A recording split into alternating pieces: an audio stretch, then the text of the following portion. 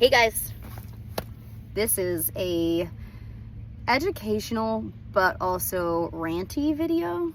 I showed 3 properties yesterday to a buyer who's purchasing or wants to purchase a flooded property. They don't know enough. I educated them on what they need to know when it comes to purchasing, but I feel like I need to educate the real estate agents as well too. If you are not in the know, you don't need to be taking these listings, because you're going to wind up in a lawsuit. You're going to wind up with a buyer and seller in a lawsuit against each other, because if somebody lists a property for $100,000, they're most likely listing it for lot value, which means that house needs to be demolished because there's too much that needs to be done to that property, and the 50% rule is not enough money to put back into it. I would love to talk more about this, but I think what I am trying to get across is that if you are a real estate agent and you don't know what you don't know, or you're not going to put the time and energy into understanding how to sell a flooded property, refer it. Refer it to somebody that does. I know plenty of people.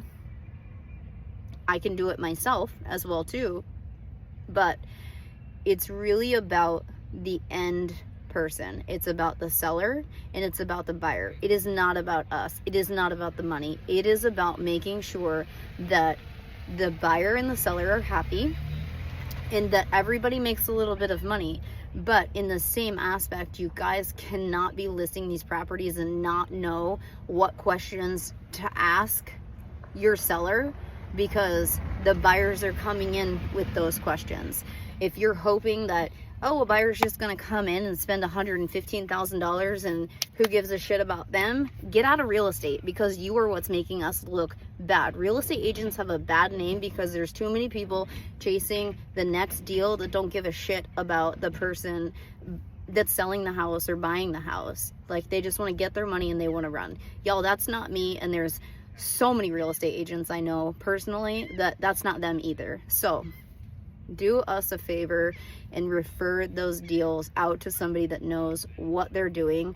And if you want some education, we're hosting classes. We're talking about these things all the time. There's so many affiliates that want to get in front of you and teach you things. Like, take the time and understand it, know it, do it, be involved, ask the questions. And if you don't know something, maybe team up with somebody. If you don't want to refer the business, team up with somebody.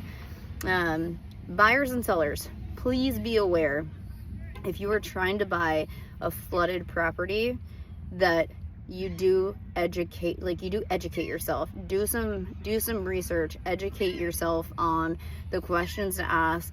Get with a contractor. They know the questions. They know what's allowed, what's not allowed.